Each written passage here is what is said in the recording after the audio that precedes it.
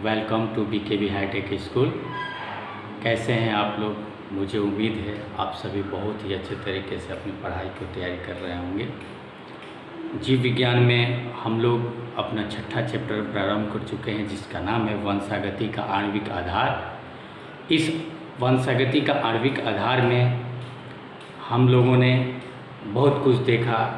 DNA क्या है, कैसे बनता है, इसमें कौन कौन से अणु होते हैं, और हमने देखा कि एक DNA का जो चेन होता है, न्यूक्लियोटाइड का जो चेन होता है, वह कैसे बनता है, इसको भी हमने देखा था।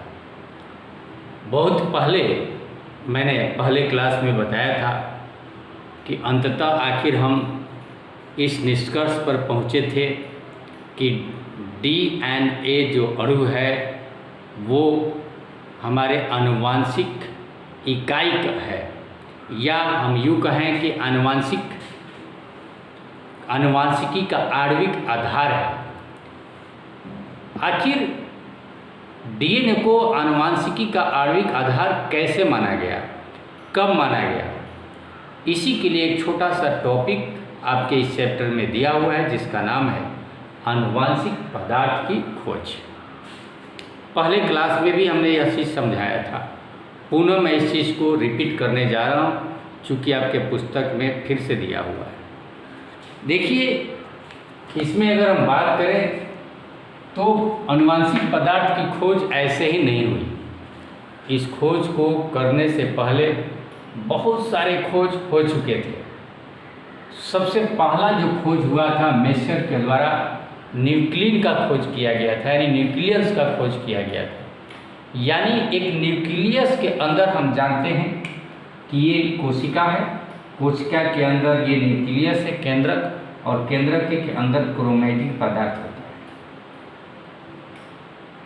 यानी क्रोमोजोम्स इत्यादि, यानी न्यूक्लियस का खोज जो किया था वो मेसर ने किया था। इसके बाद वंशागति का सिद्धांत की अगर हम बात करें कि एक जीव से, एक पीढ़ी से दूसरे पीढ़ी में कुछ गुण जाते हैं कारक के द्वारा या जीन के द्वारा, आज हम कहते हैं, उसकी भी खोज की गई थी। वो किसके द्वारा? हम सभी जानते हैं, मेंडल के द्वारा। इसके बाद आया आनुवांशिक वंशागति के आणविक आधार की खोज 1926 से स्टार्ट हुआ, 1926 में प्रारंभ हो गया। और इसको आगे लेने वाले जो जीव वैज्ञानिक थे, उनका नाम Greg Mendel, Walter Sutton, Thomas Hunt Morgan इत्यादि, इनका योगदान रहा है, जिन्होंने आनुवांशिक पदार्थ की खोज में अपना बहुत महत्वपूर्ण भूमिका अदा किया है। कि इन्हीं के आधार पर, इन्हीं के खोज के बदौलत हम आज इस निष्कर्ष पर पहुँचे हैं कि किसी एक वंश से दूसरे वंश में जो गुण जाते हैं वो DNA के कारण जाते हैं। यानी एक जीव से दूसरे जीव में कुछ नहीं तो सिर्फ DNA जाता है, जो उसके अंदर के सभी अविलक्षित जो गुण होते हैं वो प्रदर्शित होते हैं। और वो इन्होंने तो सर्वप्रथम बहुत पहले बताया कि गुणसूत्र होते हैं केंद्रक में। उस गुणसूत्र के द्वारा, यानी क्रोमोजोम्स के द्वारा, नए लक्षण जो है एक वंश से दूसरे वंश में जाते हैं। लेकिन गुणसूत्र में वो कौन सा अणु है, उस अणु की हम पहचान नहीं कर पाए थे। तो चलिए, आखिर हम लोग उस अणु तक कैसे पहुँचे कि आनुवांशिक पदार्थ यानी आनुवांशिक अणु कौन सा है। तो उसी की खोज के लिए देखिए एक सिद्धांत आया, जिसको हम लोग रूपांतरीय सिद्धांत के नाम से जानते हैं।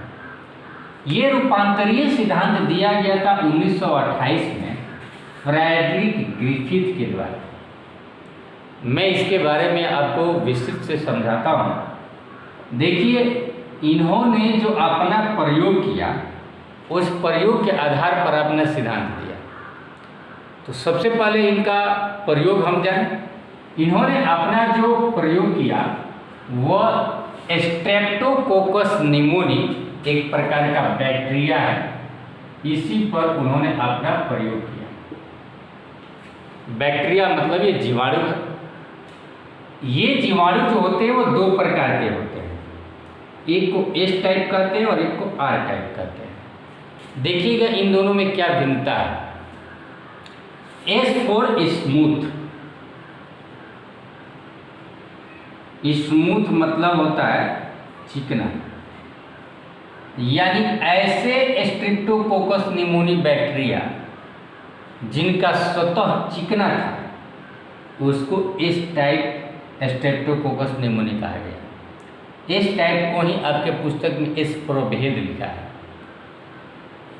दूसरा स्ट्रेप्टोकोकस निमोनी जो मिला वह आर टाइप का मिला, आर फॉर रफ। रफ मतलब खुरदरा, यानी जिसका जो सतह था वह खुरदरा था, उसी को कह दिया गया आर प्रभेद यानी R type Streptococcus pneumoniae bacteria. अब प्रश्न उठता है कि ये इस टाइप चिकना क्यों होता है? तो इसका चिकना होने का कारण भी है। कारण क्या है? तो ये निमोनिया, ये बैक्टीरिया के सतह पर चारों तरफ पॉलीसैकेराइड्स होते थे, जिसको हम लोग बहुत शर्करा कह सकते हैं। यह पॉलीसैकेरा जो होते हैं ये चिपके हुए रहते हैं, जिनको हम लोग पुटी युक्त कहते हैं। ये जो बैक्टीरिया पाए जाते हैं ये पुटी युक्त होते हैं, यानी इनके ऊपर एक चिकना पदार्थ का आवरण होता है, कोट होता है। इसीलिए इस प्रभेद को, इस टाइप को पुटी युक्त कहा दिया गया, चिकना कहा दिया गया, पॉलीसैकेराइड्स के बना होता है। और अपने प्रयोग में ये ग्रिफिथ जो है पाए कि इस टाइप यानी इस प्रभेद के जो निमोनी बैक्टीरिया हैं, स्ट्रेप्टोकोकस निमोनी बैक्टीरिया, यही रोग पैदा करने वाले हैं। आर टाइप जो स्ट्रेप्टोकोकस बैक्टीरिया है ये रोग पैदा नहीं करते। तो चलिए अब हम यह भी निर्णय लें कि कैसे ये रोग, कैसे इन्होंने पता किया। तो इन्होंने अपने प्रयोग में चूहों को लिया,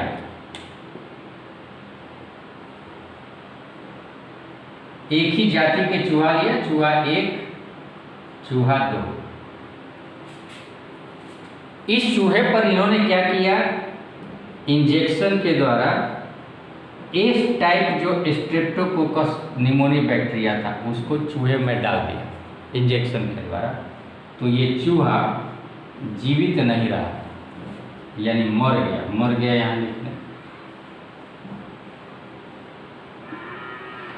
आर टाइप भी दिया दूसरे चूहे में, तो ये चूहा जो है नहीं मारा, यानी जीवित रहा। तो आप भी इससे पता कर सकते हैं, यानी कौन खतरनाक है, कौन विषाक्त है। विषाक्त को इंग्लिश में वीरुलेंट कहते हैं। तो देखिए हमने वीरुलेंट लिखा भी है, विषाक्त होता है इसका मतलब। और ये जो होता है वो एस टाइप, और ये आर टाइप से चूहा नहीं मारा, तो इसका मतलब कि आर टाइप वाले जो बैक्टीरिया है वो अविषाक्त है, नॉन वीरुलेंट है। इससे आप भी पता कर लीजिए। लेकिन क्या अब इस प्रयोग से हम लोग निर्णय पर पहुंच गए, अपना सिद्धांत दे सकते हैं? कुछ नहीं, अभी सिर्फ यहाँ तक हम पहुँचे हैं कि इस टाइप जो स्ट्रेप्टोकोकस निमोनी बैक्टीरिया है वो रोग पैदा करते हैं, निमोनिया रोग पैदा करते हैं। और वो निमोनिया रोग जो मनुष्य में होता है, निमोनिया रोग, आज भी स्ट्रेप्टोकोकस निमोनी बैक्टीरिया से वो निमोनिया रोग चूहे को मार दिया, और इस चूहे को नहीं मारा क्योंकि इसमें आर टाइप था और इसमें एस टाइप था, है ना। तो अब चलिए ये पता चल गया। अब एक दूसरा प्रयोग हमने किया। प्रयोग क्या किया कि एस टाइप जो हमने बैक्टीरिया लिया था उसको हमने क्या कर दिया था, ताप पर गरम खूब कर दिया था। गरम कर दिया, गरम करने से क्या होता है, बैक्टीरिया मर जाते हैं। हम भी जानते हैं पानी वगैरह हम गर्म करके क्यों पीते हैं? क्योंकि उसमें मौजूद बैक्टीरिया क्या हो जाते हैं, मर जाते हैं और हमें रोग नहीं होता है। उसी सिद्धांत पर ग्रिफिथ ने भी प्रयोग किया। क्या किया कि एस टाइप बैक्टीरिया को लिया था और उसको क्या किया, पानी में खूब गर्म कर दिया, यानी ताप देकर उसको मृत कर दिया एस टाइप, और तब फिर इंजेक्शन के द्वारा चूहा में डाला तो यह चूहा जो है नहीं मारा। जब एस टाइप निमोनी बैक्टीरिया को गर्म करके दिया तो चूहा नहीं मारा। तो इससे क्या पता चला कि यानी जो ताप से मृत जो एस टाइप के स्ट्रेप्टोकोकस निमोनी बैक्टीरिया है वो रोग पैदा नहीं करते हैं, यानी उनसे निमोनिया नहीं होता है। ठीक है, ये एक दूसरा निष्कर्ष मिला। पहला निष्कर्ष क्या था कि एस टाइप से निमोनिया होता है, विरुलेंट होता है, विषाक्त होता है, आर टाइप से नहीं होता है। दूसरा इन्होंने प्रयोग में क्या पाया कि जो ताप से मृत जो बैक्टीरिया हैं वो रोग पैदा नहीं करते हैं, चाहे वो एस टाइप हो चाहे आर टाइप हो, है ना। एस टाइप तो कर ही नहीं सकते तो आर टाइप कहाँ से करेंगे, सीधी सी बात। अब इन्होंने एक और प्रयोग किया, एक प्रयोग किया कि चूहों को लिया इन्होंने और इन चूहों पर जो इंजेक्शन डाला,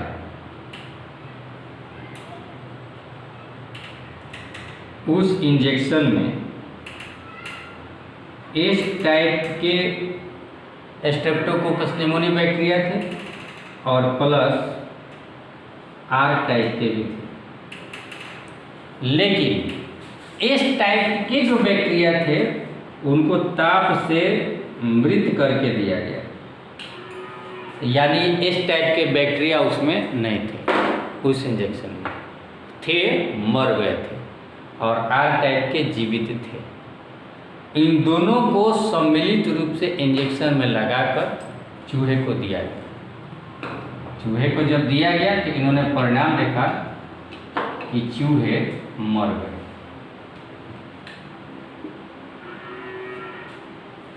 तो चूहे जब मर गए तो फिर इसमें दिमाग अब इधर उधर दौड़ेगा। क्या दौड़ेगा दिमाग कि जब एस टाइप से नहीं मरता था और आर टाइप से नहीं मरता था, एस टाइप जब मृत करके दिए थे हम ताप से मर, इसका मतलब कि आर टाइप वालों ने मार दिया चूहे को। लेकिन अगर ऐसा बात बोलूँगा तो पहले जो मैंने बोला था कि आर टाइप से चूहा नहीं मारा तो मैं उसका विरोधी हो जाएगा। तो इसको पता करने के लिए इन्होंने इस चूहे को ऑपरेशन करके इसमें से रसायन निकाला और इसमें से बैक्टीरिया को पता किया। तो पता किया तो उन्होंने पाया कि वाह क्या खूब, इसमें इस टाइप के स्ट्रेप्टोकोकस निमोनी बैक्टीरिया मिल गए जीवित। हमने इस टाइप को क्या किया था, मार दिया था, आर टाइप जीवित था, चूहा मर गया, उसमें से बैक्टीरिया खोजा गया और क्या पाया गया कि एस टाइप के बैक्टीरिया थे, जबकि एस टाइप को मार दिया गया था। यानी मरे हुए जो एस टाइप के बैक्टीरिया थे वो जीवित कैसे हो गए? तो उन्होंने यह बताया कि एस टाइप के बैक्टीरिया मर तो गए थे लेकिन उनका जो डीएनए था वो मरा नहीं था,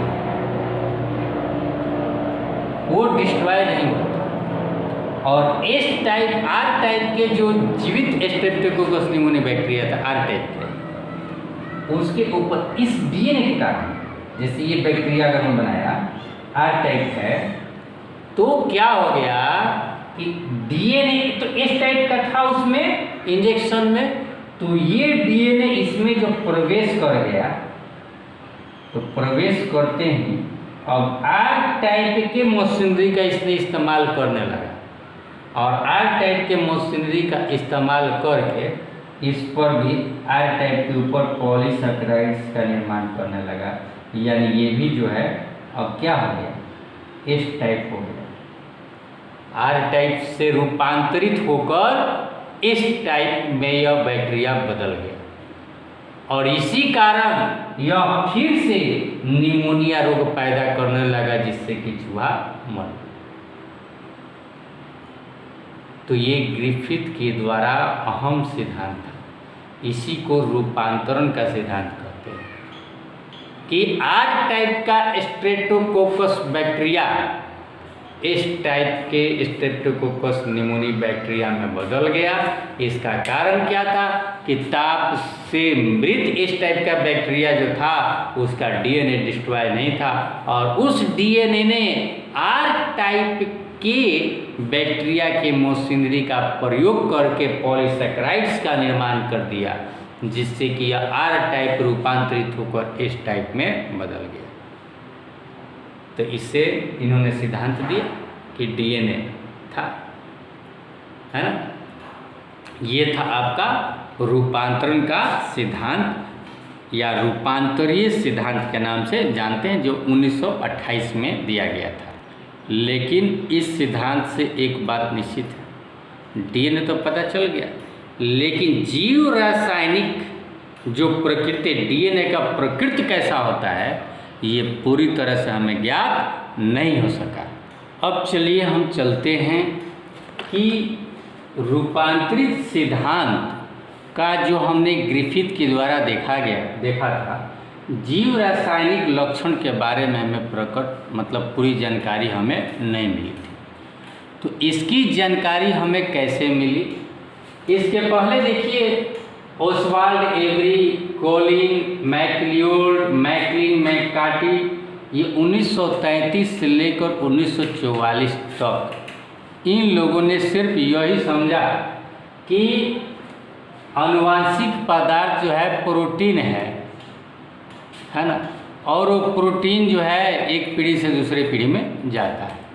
लेकिन फिर से ग्रिफिथ ने ही उसी रूपांतरित सिद्धांत को आगे बढ़ाया और आगे बढ़ाकर जीव रासायनिक प्रकृति के बारे में जानकारी प्राप्त किया। कैसे? तो इन्होंने क्या किया कि एंजाइम कुछ लिया। एक देखिए प्रोटीएज और आरएनएज, ये नाम क्यों पड़े, ये भी एज शब्द हिंदी में एज या इंग्लिश में लास्ट में ASE, ये कहीं भी रहेगा तो समझिए प्रोटीन का नाम है। दूसरी बात कि ये प्रोटीएज नाम क्यों पड़ा, तो ऐसा एंजाइम जो प्रोटीन को पचा जाता है, प्रोटीन को नष्ट कर देता है, ख़त्म कर देता है, वैसे एंजाइम को प्रोटीएज कहेंगे। और आरएनएज प्रोटीन किसे कहेंगे, जो आरएनए को नष्ट कर देता है यानी आरएनए को पचा देता है, उसको हमने आरएनएज कहा। तो इन्होंने ग्रिफिथ ने अपने सिद्धांत को आगे बढ़ाया और उन्होंने पाया कि अगर उस बैक्टीरिया को एस टाइप और आर टाइप जो लिया था उस पर क्या किया उन्होंने, प्रोटीएज डाला, आरएनएज डाला कि उसका प्रोटीन और आरएनए ख़त्म हो जाए और तब जाकर चूहे में प्रवेश करे तो चूहा फिर भी मर गया। इसका मतलब क्या कि प्रोटीएज और आरएनएज रूपांतरण में कोई प्रभाव रूपांतरण की क्रिया को प्रभावित नहीं किया, यानी कहीं ना कहीं या एस टाइप से जो आर टाइप से जो एस टाइप बैक्टीरिया बन रहे थे वो उस रूपांतरण की प्रक्रिया में प्रोटीएज और आरएनएज का कोई प्रभाव नहीं पड़ा। मारने के बाद भी उस पर प्रोटीएज और आरएनएज दिया, डीएनए उसका कहीं ना कहीं सही था, जिसके कारण वह एस टाइप जो मृत बैक्टीरिया था वह आर टाइप को अपने एस टाइप में बदल दिया, यानी फिर से जीवित हो गया, है ना। तो हमने देखा कि प्रोटीएज और आरएनएज का कोई प्रभाव नहीं पड़ा। तो फिर ग्रिफिथ ने क्या किया कि एक और एंजाइम लिया जिसका नाम है डीएनएज। ये डीएनएज क्या किया, डीएनए को नष्ट कर देता है, पचा देता है। जब इस बैक्टीरिया पर, इस टाइप के स्ट्रेप्टोकोकस निमोनिया बैक्टीरिया पर ये डीएनएज दिया, अर्थात उसका डीएनए जब मर गया और उसका डीएनए साफ रूप में क्या हो गया, खत्म हो गया, तब रूपांतरण की क्रिया प्रभावित हो जाती है, यानी वह पुनः आर टाइप स्ट्रेप्टोकोकस बैक्टीरिया से वो एस टाइप नहीं बन सका। यानी आर टाइप जो अविषाक्त बैक्टीरिया थे उससे फिर से वो विषाक्त बैक्टीरिया में नहीं बदल सका। यानी डीएनएज जो है डीएनए को प्रभावित करता है या डीएनए जो है रूपांतरण की क्रिया को करता है, और डीएनए जब नष्ट हो गया तो रूपांतरण क्रिया नहीं हुई और उसे जीवित जो चूहा था वह नहीं मारा।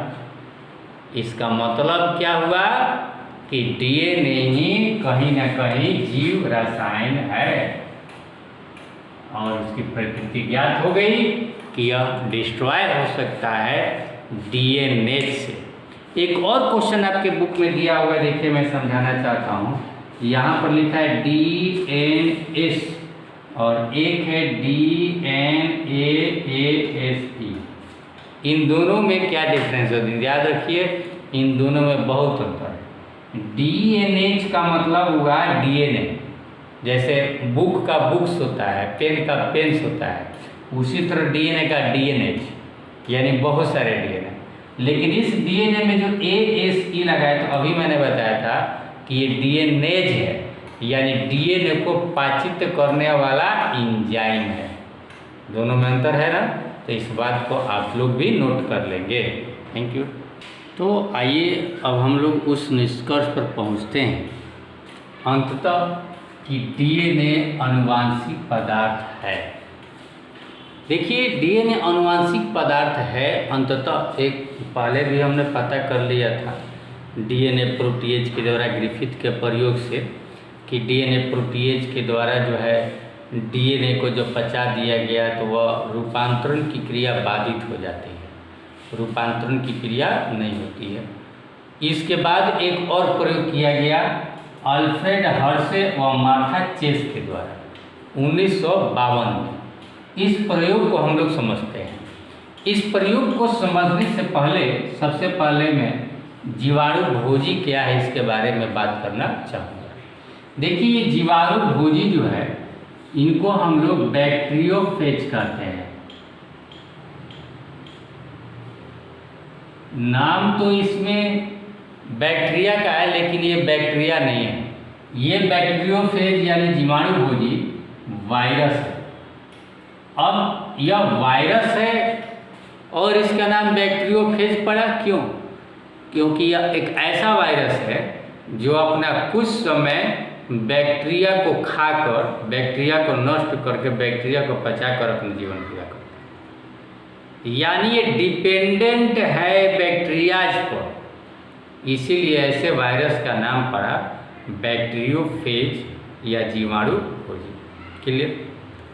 अब क्या किया इस प्रयोग में, देखिए अल्फ्रेड हर्शे और मार्था चेस ने कुछ, मान लीजिए कि अब समझाने के लिए हम ले रहे हैं गिलास, दो प्रकार का गिलास उन्होंने लिया। एक गिलास में P32 डाला और एक गिलास में S35 डाला। अब ये P32 और S35 क्या है? ये विकिरण सक्रिय तत्वों के परमाणु हैं।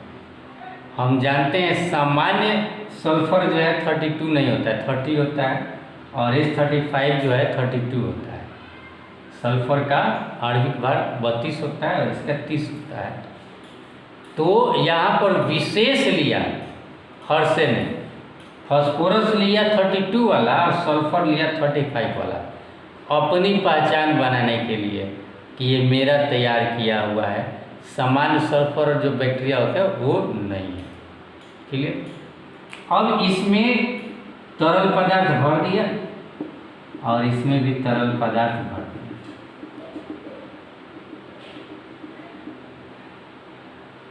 वायरस लिया, कौन सा वायरस लिया? बैक्टीरियोफेज। तो हम क्या जानते हैं, बैक्टीरियोफेज में अगर फास्फोरस और सल्फर होगा, तो ये वाला तो नहीं होगा ना, 32 और 35 वाला तो नहीं होगा, उसमें सामान्य फास्फोरस और सामान्य सल्फर होगा। अब इनका संवर्धन कराया, संवर्धन के लिए संवर्धन माध्यम लिया इन्होंने। ये क्या है? माध्यम है।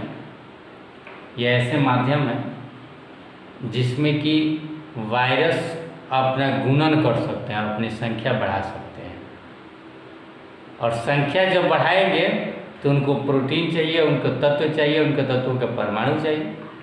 तो इसमें भी इन्होंने वायरस को डाल दिया और इसमें भी इनको वायरस को डाल दिया। तो वायरस की संख्या क्या होगी? बढ़ेगी, गुणन करेंगे, वायरस की संख्या इनमें बढ़ेगी, इंक्रीज होगी।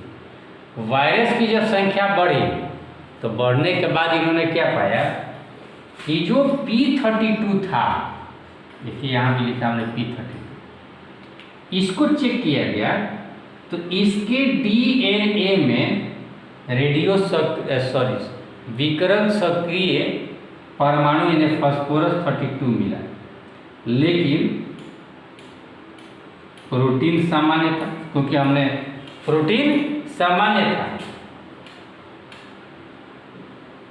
विषाणु की अगर बात करें तो विषाणु में एक भाग न्यूक्लिक मैटर का होता है, DNA, और दूसरा भाग प्रोटीन का आवरण होता है। तो प्रोटीन के आवरण में मतलब सामान्य प्रोटीन मिला, इसका जो फास्फोरस था वो DNA में जाकर समाहित हो गया। और सल्फर वाला जब लिया तो इन्होंने क्या देखा कि इसके प्रोटीन में जाकर H35 बैठ। इससे क्या पता चला कि इसका DNA को फास्फोरस की जरूरत थी, तो ले लिया और इसके DNA में ये वाला फास्फोरस मिला, कौन सा? 32 वाला। और इनको DNA नहीं बल्कि प्रोटीन को सल्फर की जरूरत थी, इसलिए प्रोटीन में H35 मिला।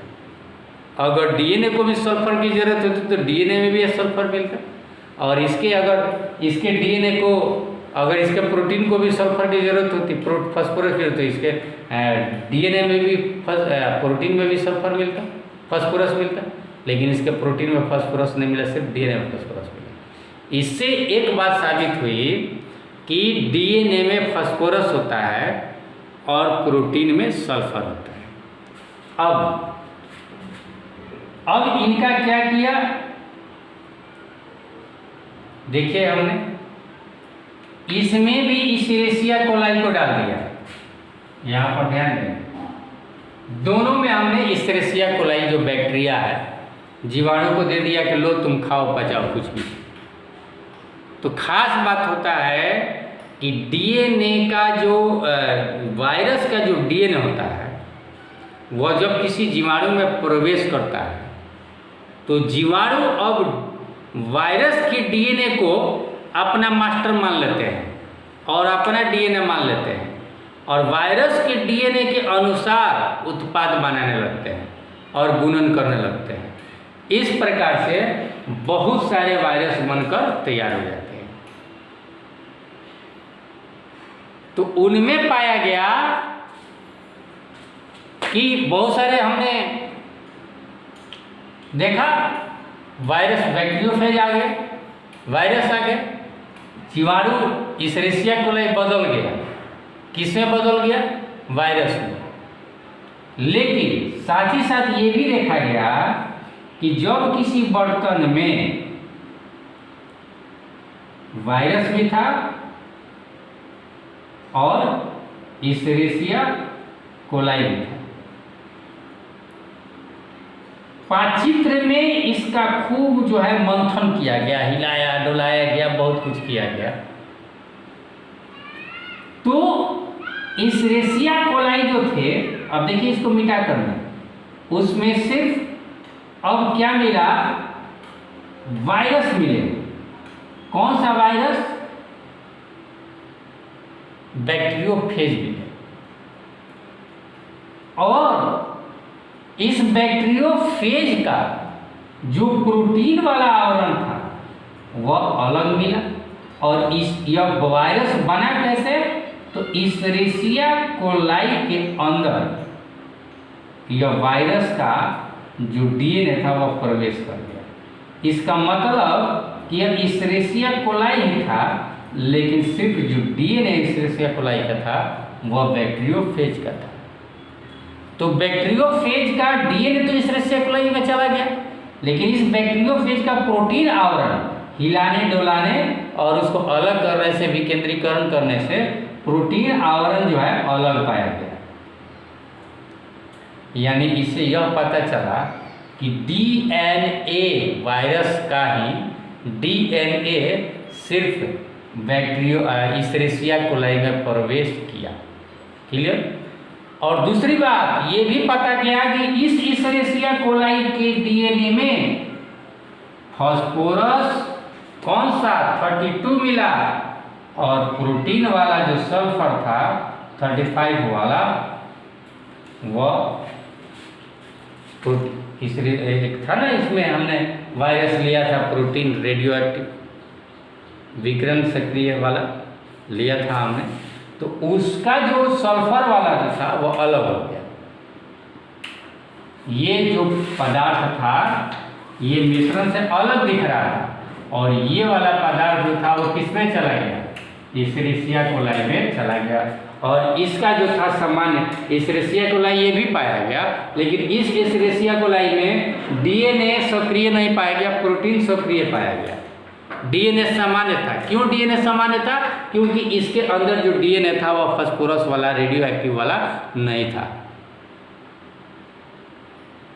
है ना। तो हमने इस प्रकार से देखिए यहाँ पर बनाया है, आप देख सकते हैं।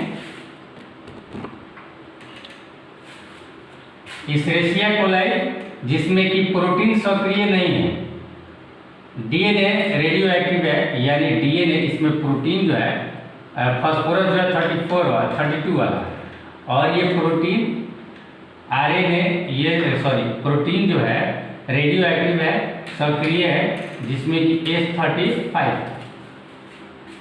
इसेरिचिया कोलाई में दोनों को हमने डाला, तो इस इसेरिचिया कोलाई का डीएनए में फास्फोरस 32 मिला, और कुछ ये इसेरिचिया कोलाई जो थे उसके डीएनए सामान्य थे। प्रभावित तो हुए, बैक्टीरियोफेज का डीएनए तो गया, लेकिन ये वाला डीएनए जो जाना चाहिए था फास्फोरस वाला वो नहीं गया, मिश्रण कर दिया था दोनों में। क्यों नहीं गया? क्योंकि डीएनए गया और ये डीएनए गया, सामान्य डीएनए गया उसके अंदर। तो इस प्रकार से यह भी सिद्ध हुआ कि इसेरिचिया कोलाई में उसका डीएनए का जब खोज हुआ तो डीएनए फास्फोरस 32 वाला मिला, सामान्य फास्फोरस नहीं मिला। यानी बैक्टीरियोफेज का जो सिर्फ डीएनए था वही गया, उसके प्रोटीन आवरण में तो एस था ना, S35, लेकिन S35 उसके अंदर नहीं मिला, है ना। तो इस प्रकार से यह सिद्ध हो गया कि आनुवंशिक पदार्थ की खोज जब हुई, यानी आनुवंशिक पदार्थ के रूप में हमें मिला डीएनए। 100% डीएनए ही आनुवंशिक पदार्थ है, और इसका श्रेय जाता है हर्शे और चेस को। Thank you. आज का कक्षा कैसा लगा? जो मैंने समझाया उसको आप अपने भाषा में नोट्स बनाएं, तो मैं समझूंगा कि आपको समझ में आया। Thank you.